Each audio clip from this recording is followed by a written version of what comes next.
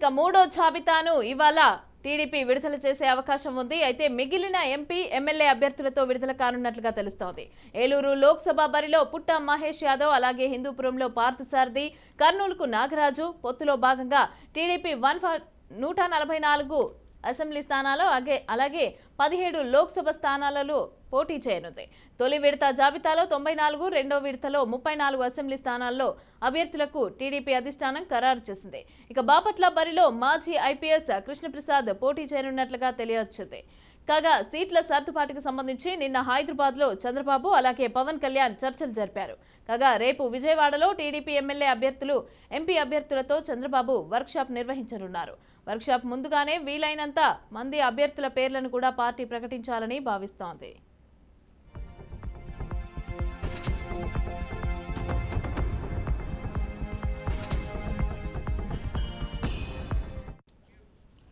రెడీగా దీనికి సంబంధించి పూర్తి డీటెయిల్స్ మా ప్రతినిధి ఏడుకొండలు అందిస్తారు. ఏడుకొండలు చెప్పండి, టీడీపీకి సంబంధించి అసెంబ్లీ స్థానాలు అవన్నీ కూడా ఈరోజు మూడో జాబితా విడుదలయ్యే అవకాశం ఉన్నట్టుగా తెలుస్తోంది. అయితే రేపు విజయవాడలో టీడీపీ అభ్యర్థులకైతే దిశానిర్దేశం అలాగే వ్యూహాలకు సంబంధించి అయితే మాట్లాడే అవకాశం ఉన్నట్టుగా తెలుస్తోంది. అయితే డీటెయిల్స్ ఎలా ఉన్నాయి? మమతా, ఈ రోజు సాయంత్రం 4 గంటల తర్వాత టీడీపీ అధినేత నారా చంద్రబాబు నాయుడు తన నివాసమైనటువంటి ఉండవేలు నుండి ఏదైతే మూడో జాబితా విడుదల చేసే అవకాశం ఉంది. అయితే ముఖ్యంగా ఇప్పటి వరకు కూడా ప్రకటించినటువంటి స్థానాలకు బదులుగా ఇంకా 16 అసెంబ్లీ స్థానాలు మిగిలి ఉండగా 17 పార్లమెంట్ స్థానాలకు సంబంధించి ఇప్పటి వరకు ఒక అభ్యర్థిని కూడా ఖరారు చేయలేదు. అయితే ఈ రోజు మొత్తం 16 అసెంబ్లీ, 17 లోక్సభ స్థానాలకు అయితే ఈ రోజు అభ్యర్థులను ఖరారు చేసేటువంటి అవకాశం ఉంది. రేపు విజయవాడలో జరగబోయేటువంటి అసెంబ్లీ అభ్యర్థులు అలాగే పార్లమెంట్ అభ్యర్థులకు సంబంధించి వర్క్ షాప్ కూడా నిర్వహిస్తున్నారు. రానున్నటువంటి ఎన్నికల్లో ఎటువంటి వ్యూహాలతో ముందుకు వెళ్లాలనే దాని మీద ఈ అభ్యర్థులకు దిశానిర్దేశం చేయనున్న నేపథ్యంలో ఈ 17 లోక్సభ అభ్యర్థులు అలాగే 16 అసెంబ్లీ అభ్యర్థులు కూడా ఈ రోజు ఖరారు చేసి రేపు ఆ వర్క్ షాప్ కి వచ్చేలాగా కూడా ఇప్పటికే అన్ని పథకాలు రచించారు. అయితే మొత్తం మీద ఈ రోజు ఏదైతే ఇప్పటి వరకు ఆశావాహులు ఎవరైతే ఉన్నారో ఆశావాహులు ఇటు ఉండవెల్లోని చంద్రబాబు నాయుడు ఇంటికి రావడం, ఆందోళన చేస్తున్న దానికంటే కూడా ఈ రోజు చెక్ పెట్టేటువంటి అవకాశం ఉంది. ఇప్పటికే కొంతమంది సీనియర్లకు అయితే మాత్రం ఈ స్థానం దక్కలేదు, వారంతా కూడా నిరాశతో ఉన్నారు. అయితే ఈ 16 అసెంబ్లీ స్థానాల్లో ఎక్కడో ఒక చోట స్థానం దక్కుతుందని చెప్పేసి ఎదురు చూస్తూ ఉన్నారు. అయితే మరోవైపు అటు పార్లమెంట్ అభ్యర్థులకు సంబంధించి కూడా ఇంకా పేర్లు అయితే పూర్తి స్థాయిలో ఖరారు చేయలేదు. కొంతమంది సీనియర్లు ఎవరైతే ఉన్నారో వారికి ఈసారి చోటు దక్కేటువంటి అవకాశం లేదు. అటు వైసీపీ నుంచి వచ్చినటువంటి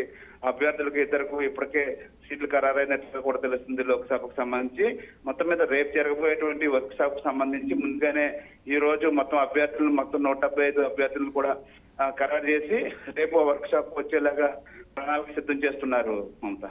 అయితే ఈ అభ్యర్థులకు సంబంధించి ఎవరెవరు ఉండే అవకాశం ఉందంటారు?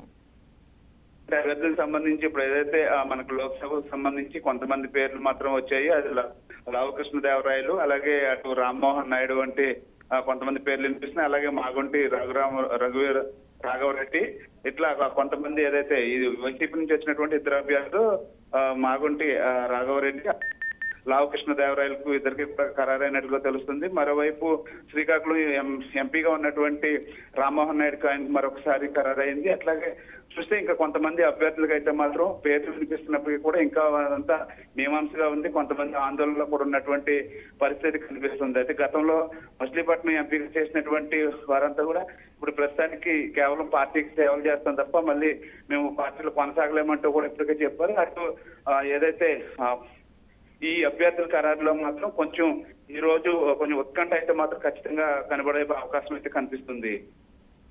Right, thank you Edukondalu. Thanks for the details.